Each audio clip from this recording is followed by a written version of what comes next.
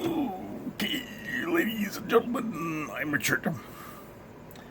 And as I say with every video, for every 1,000 subscribers I get, I buy one of these bracelets here from the company 4Ocean. And 4Ocean will remove a pound of trash from our oceans and shorelines for every one of those bracelets I buy. So if you could be so good as to comment, maybe like this video, share it with your friends. I would very much like to do more for the environment right now because I don't know if you've noticed, it's October 1st. The state of California is on fire. And we all need to really get out there and make some changes. But it is October, so naturally we start thinking of horror films like Nightmare on Elm Street here. And it just so happens that a documentary regarding the second Nightmare on Elm Street, Nightmare on Elm Street 2, Freddy's Revenge, has just been released. And this is the story of, the real-life story of a Mr. Mark Patton, who played the main character in Nightmare on Elm Street 2. And the argument over how it's a gay movie. And I mean, I watched this movie and I was like, well, this is gay. And then people were like, that movie's not gay. And I'm like, wipe the semen off your chin before you say that to me. Just so you guys will know my background, I have worked with the homeless for a total of about 5.5 years. I've actually dressed the wounds of a transgender who had been in a fight. I have taken care of any large number of homosexuals, bisexuals, transgenders, you name it. I've kind of run into it, and you know, my take on the subject is that they are just people, like any other people. And, you know, I am very much surprised that this film was not offensive to them because it depicts Freddy Krueger not as a evil dream demon coming to defoul our children, but essentially as homosexuality being a force to overcome. You know, and one of the big things about this movie is that it had a very negative impact on the main actor's life. You know, he eventually withdrew from acting, but of course he withdrew from acting because he had, you know, illness and all that. At least that's the documentary does bring that out. And now he's returned to the spotlight in recent years as an activist for, you know, equality, which is wonderful. And you know, I'm a heterosexual. I am an actor. I've played a gay man on several occasions, and I will say, from a human standpoint, I believe this man is a very beautiful human being. Not sexually to me, but he is certainly a very beautiful soul, one that has been hurt, one that has overcome, and one whose story is truly inspiring. And, you know, nothing wrong with that at all. Now, one of the things that really comes up in this video, no, it doesn't actually. The first half of this video is very much about the film itself, and then it begins to veer strongly into homosexual culture. The impact of the film is discussed. No other films are really put out there, which is a shame because, you know, this is the first gay movie. This may be the first gay movie you saw, pal, but it is not at all even anywhere close to the first gay movie so far as I'm aware. There are a lot of more overtly gay movies, and some of them were certainly made before Nightmare on Elm Street Part 2.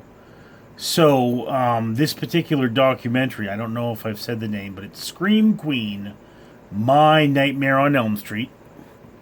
Okay, you know, Scream Queen, My Nightmare on Elm Street, and the tagline is, the claws are out. So, let me be clear on that. But, yeah, in the end of this movie, the last act of this documentary, we bring up the concept, the looming concept of closure, because this man feels that the writer of the film has been dishonest about what he wrote this about and about what kind of a film this really was. And, I mean, again, if you haven't seen Nightmare on Elm Street 2, Freddy's Revenge, there's big spoilers in this movie. But one of the pivotal and probably the most famous scenes is after the guy's coach, he's in high school, and he goes to a bar where they don't question, it's a gay bar, or it is a very, very colorful, dark bar, but it is, literally, it's filmed at a gay bar, and the guy's coach from high school, because he's still a high school student, finds him there, takes him to the school, and, like, forces him to do exercise for, I don't know, drinking or something. It's never really said. And then Freddy, of course, whips the guy naked, ties him up, destroys his rear end with a bunch of towels, and slams balls in his face. Which, if you don't get the gay undertones of that, you know, you're an extremely unobservant person at that point. You know, it's one of those things is that, yes, okay, obviously the coach there has to be a homosexual because he's at a homosexual bar, and, you know, now he's the one getting naked as opposed to the Scream Queen, which happens in films. But yes, some people pointed out to the fact that there's a disproportionate amount of male nudity or of female nudity. Itchy nose. Disproportional amount of female nudity in horror films. And yeah, look, if you think that you're making a slasher film that doesn't have sexual undertones, you're not making it right. All slasher films are supposed to have sexual undertones. Normally they're directed towards females. But what you have, like with your Jason Voorhees, is you have what is essentially, through most of the films, a eunuch penetrating with a substitute phallus. This is the same thing for Halloween. Now, Freddy Krueger, he dominates his victims. He takes them over and violates them in that manner. So yes, this form of violation is sexual in some cases. But violation, of course, you know, what is more intimate than being violated and taken over? This is a thing. This is our greatest nightmare. So yeah, I mean, right off the bat, you took a genre where these films have sexual undertones and changed the typically female character to a typical male character, or to a male character, not a typical one.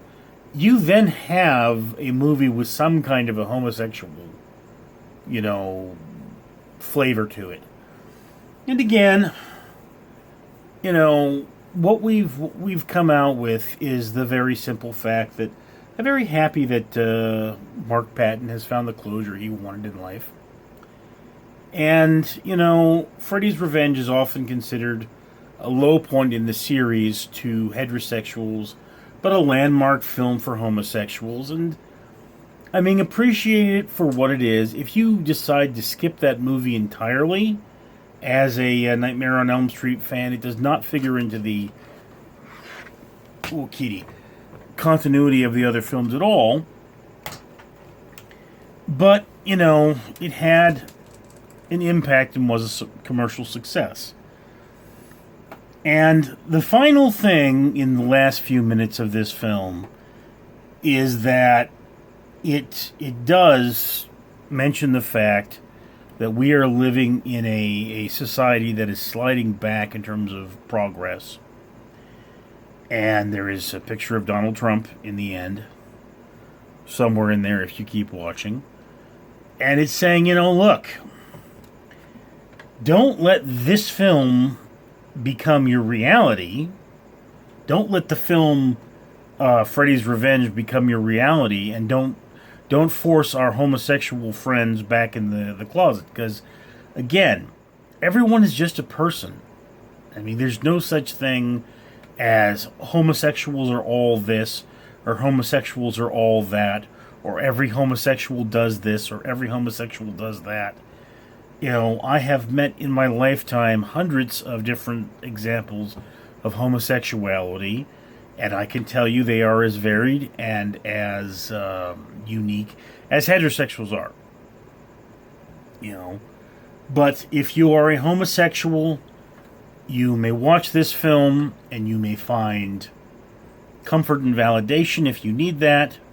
You may find more about your history, and it is an important film for that reason. If you are a heterosexual and you watch this film, you may learn something if you are not very clear on this particular aspect of the American society and the zeitgeist of the times.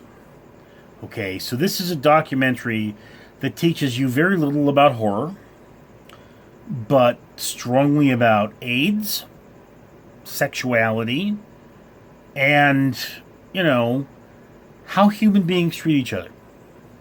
So, this film came very highly recommended. It is currently scoring a 7.4 on IMDb, which is a phenomenal score, just so you'll know. So yes, this Halloween season, I have to say, put this on your watch list, very high up, for horror aficionados and history buffs and homosexuals. I am a horror aficionado and a history buff. This film is really a must-watch. I think that it's an important film to see. But that is just my opinion, and I'd love to hear yours in the comments.